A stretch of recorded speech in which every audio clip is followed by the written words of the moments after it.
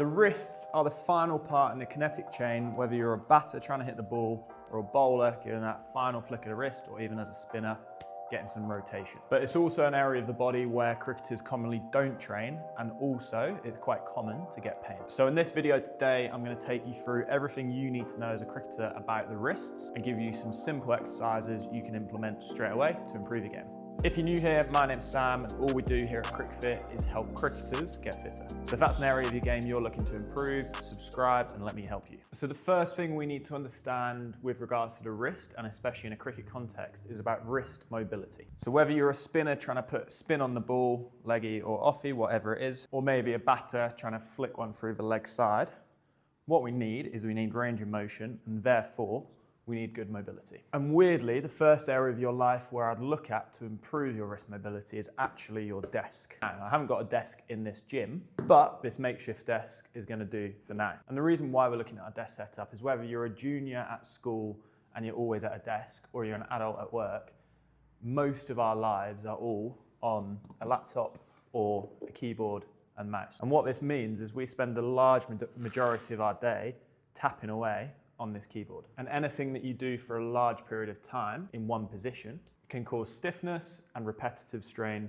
issues. So when you're looking at your desk setup, it's really important that we kind of have our forearm and wrist supported to allow our fingers to tap away. So actually, this as a setup would be pretty poor, because I'd be in this position where my forearms and elbows are kind of just hovering. I've got this little bit of extension through my wrist as well. And over time, this is going to lead to me getting quite stiff through this wrist region. So instead, you'd want to have your desk kind of higher up your body if you can, have your keyboard a little bit further away from you, so then you can be in this position where now my wrist is nice and neutral, elbows and forearms are supported. Whether that's a standing desk or it's just adjusting your setup and make it more comfortable over time.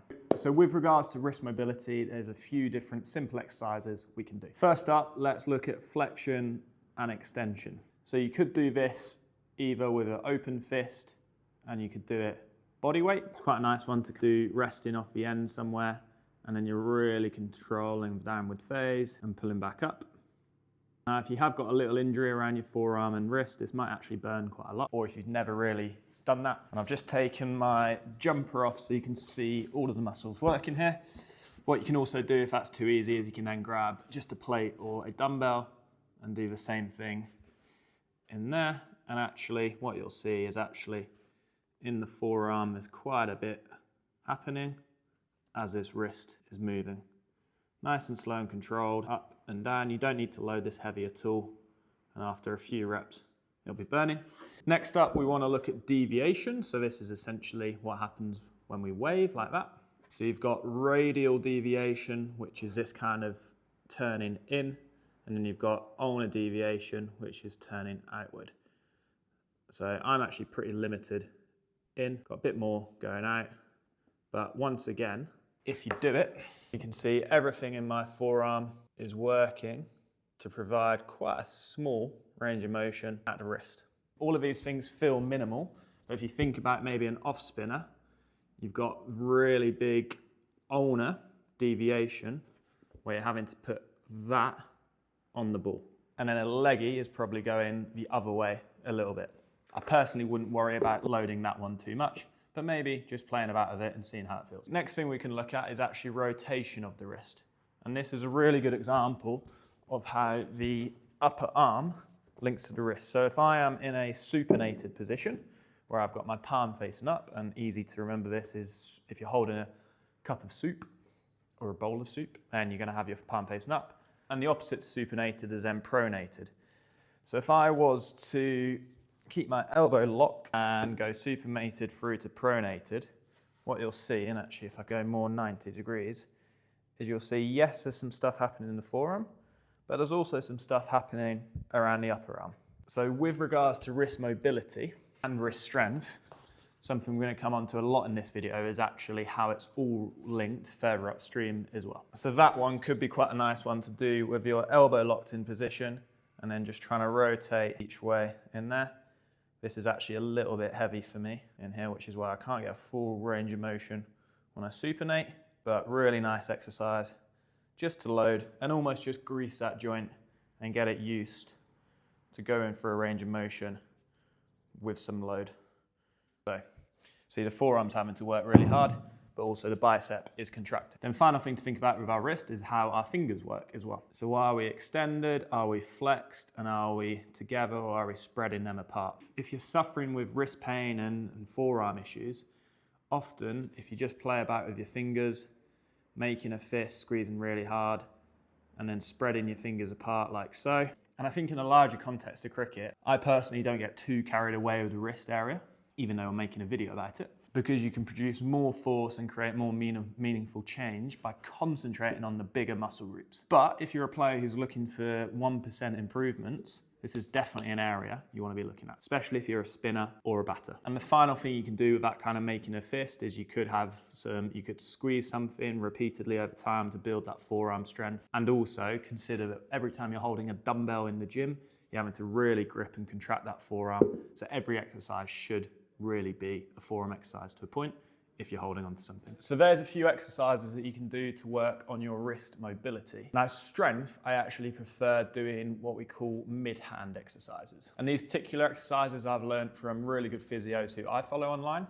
One of them's Dave O'Sullivan and the other one is David Gray Rehab. So definitely go and check out their work. What's interesting about what they do is they predominantly come from contact sports and rugby kind of background, where you get a lot of hand and wrist injuries and shoulder injuries from people landing on the floor in funny positions. And the way these exercises work, which is really interesting, is they essentially look at the hand and arm as if it's the same as our leg to a point. Now what I mean by that is our fingers are our toes, the mid-hand section here is the ball of our foot, the wrist is then the ankle, the forearm is then the calf area, the elbow is the knees, bicep and tricep are our quads and hammies, and then the hips is the shoulder joint. And in order for our wrist, elbow and shoulder to be healthy, or our ankle, knees and hips, we don't ever want to just really isolate one area and think that's the issue. We want to make sure that it's all working together. So in these mid-hand exercises, you're essentially on all fours, and the only thing you're going to do, so you can either do it straight elbows or you can just bend your elbows a little bit.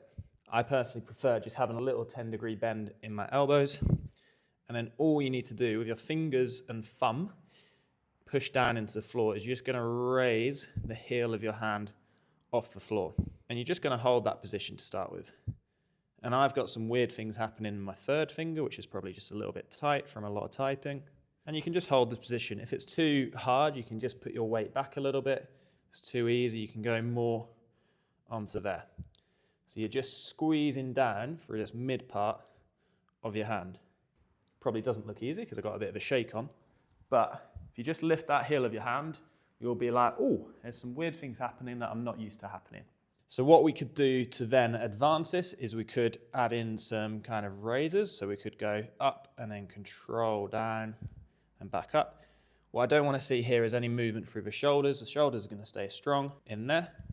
You could then change to doing one hand at a time. So you can do like a pec tap on the opposite side there. And what's normally quite cool, it's actually if I get more here, I think, then my pec, when I tap it, is engaged and it's controlling. So I've got my pec, shoulder, bicep, tricep, forearm, all working together to support that heel of the hand coming off the floor. And you can also do these kind of exercises standing up as well. So you can do it either underhand, leaning into a wall and just holding in there, doing your raises. So you could do it overarm in there. You could even try it out to the side, basically challenging your hand, wrist, shoulder, elbow to work all together in different positions. And the nice one to add a bit of reactivity to it is doing like a pogo, but against the wall. So you set your elbow in position and we're just gonna bounce in and out against the wall. So you can either do this where your heel doesn't touch the wall, like that, which is pretty tough, or you can actually let that heel go against the wall and have a nice contact. I'm a big believer in these kind of exercises. There's no true right or wrong way to do it. It's normally about actually exposing yourself to a few different things and challenging yourself so that then when we have to do weird things with our wrists and forearms in a game of cricket, we're ready and we're prepared. And what's really cool about those exercises as well is technically, I haven't done a bicep exercise there, but I'm really feeling it in my arms just from a few reps. There you have quite a few nice little exercises you can do to train your forearm and wrists. Like I say, I think they'll be a little bit more challenging than they look. So find a level you're happy at and then progressively overload to get stronger, just like you would with any other exercise. And if you're not sure on any of the technique or you're struggling, just drop a comment down below and I'll help you out. And we do include these exercises as well as many more for the wrists in our S&C programs, which I'll drop a link to in the description below. I hope you found that helpful, and if you found that one helpful, then if you click up here, I'll drop a link to our video we made all about shoulder pain when throwing. Thank you for watching and hope you enjoyed that one.